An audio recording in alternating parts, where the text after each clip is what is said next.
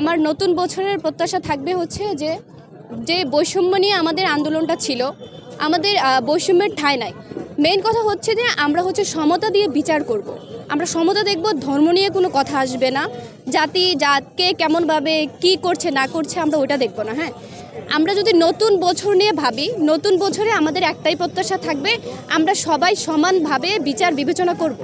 কিছুদিন আগে আমি একটা নিউজ দেখলাম, যে নিউজে হচ্ছে থানার মধ্যে ছাত্রলীগের নেতারা গিয়ে হচ্ছে জোরে জোরে স্লোগান দিচ্ছে, জয় বাংলা জয় বঙ্গবন্ধু। এখন আমার প্রশ্ন হচ্ছে, তারা থানায় কোন অধিকারে গিয়ে এই কথাটা বলতেছে? পুলিশ কেন সেই ক্ষেত্রে অ্যাকশন নিচ্ছে না?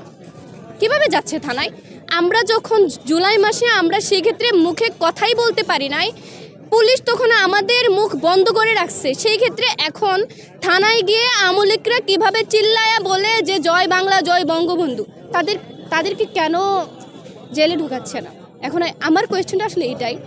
তো আমি চাই নতুন বছরে এমন কিছু হোক বাংলাদেশের মধ্যে, যে কেউ ধর্ম নিয়ে কোনো কথা বলবে না, যে আমি তো বলেই দিলাম যে মানে সমতা থাকবে, মানে ধর্মের কোনো ভেদাভেদ থাকবে না, মানুষকে নিচু করে দেখা হবে না, কে কেমনভাবে কি করছে না করছে ওইটা দেখা হবে না। সার্জিস ভাই, তারা হচ্ছে যেইভাবেই বাংলাদেশ মানে নিতে চাচ্ছে বাংলাদেশটা ওভাবেই হোক।